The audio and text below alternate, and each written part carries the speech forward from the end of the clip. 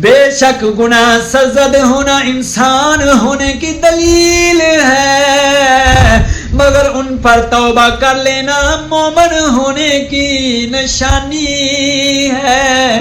بنی اسرائیل کا ایک قصاب اپنی پڑوسی کی کنیز پر عاشق ہو گیا۔ اتفاق سے ایک دن کنیز کو اس کے مالک نے دوسرے گاؤں کسی کام سے بھیجا۔ قصاب کو موقع مل گیا اور وہ بھی اس کنیز کے پیچھے پیچھے ہو لیا۔ جب وہ جنگل سے گزری تو اچانک قصاب نے سامنے آ کر اسے پکڑ لیا اور اسے گناہ پر آمادہ کرنے لگا۔ جب اس کنیز نے دیکھا کہ اس قصاب کی نیت خراب ہے تو اس نے کہا، اے نوجوان، تو اس گناہ میں نہ پڑ۔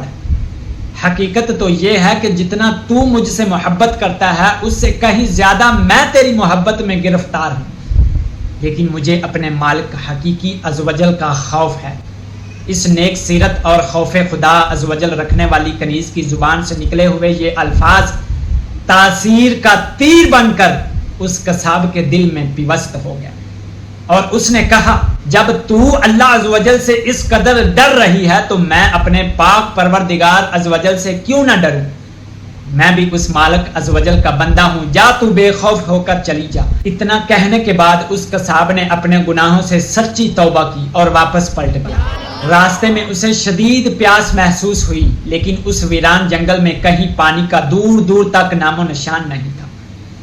قریب تھا کہ گرمی اور پیاس کی شدت سے اس کا دم نکل جائے۔ اتنے میں اسے اس زمانے کے نبی کا ایک قاصد ملا۔ جب اس نے قصاب کی یہ حالت دیکھی تو پوچھا، تجھے کیا پریشانی ہے؟ قصاب نے کہا، مجھے سخت پیاس لگی ہے۔ یہ سن کر قاصد نے کہا، ہم دونوں مل کر دعا کرتے ہیں کہ اللہ عز و جل ہم پر اپنی رحمت کے بادل بھیجے اور ہمیں سیراب کرے، یہاں تک کہ ہم اپنی بستی میں داخل ہو جائیں۔ قصاب نے جب یہ سنا تو کہنے لگا، میرے پاس تو کوئی ایسا نیک عمل نہیں جس کا وسیلہ دے کر میں دعا کروں۔ آپ نیک شخص ہیں، آپ ہی دعا فرما دیں۔ اس قاصد نے کہا، ٹھیک ہے، میں دعا کرتا ہوں، تم آمین کہنا۔ پھر قاصد نے دعا کرنا شروع کی اور وہ قصاب آمین کہتا رہا۔ تھوڑی ہی دیر میں بادل کے ایک ٹکڑے نے ان دونوں کو ڈھانپ لیا اور وہ بادل کا ٹکڑا ان پر سایہ فگن ہو کر ان کے ساتھ ساتھ چلتا رہا۔ جب وہ دونوں بستی میں پہنچے تو قصاب اپنے گھر کی جانب روانہ ہوا اور وہ قاصد اپنی منزل کی طرف جانے لگا۔ بادل بھی قصاب کے ساتھ ساتھ رہا۔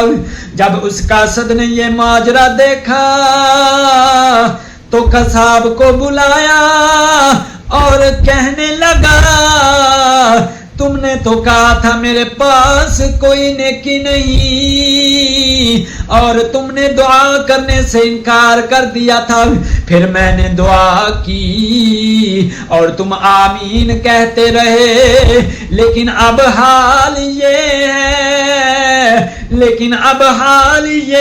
ہے کہ بادل تمہارے ساتھ ہو لیا ہے اور تمہارے سر پر سایہ فگن ہے۔ سچ سچ بتاؤ، تم نے ایسی کون سی عظیم نیکی کی ہے جس کی وجہ سے تم پر یہ خاص کرم ہوا ہے؟ یہ سن کر قصاب نے اپنا سارا واقعہ سنایا۔ اس پر اس قاصد نے کہا، اللہ عز و جل کی بارگاہ میں گناہوں سے توبہ کرنے والوں کا جو مقام و مرتبہ ہے وہ دوسرے لوگوں کا نہیں۔ بے شک گناہ سرزد ہونا انسان ہونے کی دلیل ہے، مگر ان پر توبہ کر لینا مومن ہونے کی نشانی ہے۔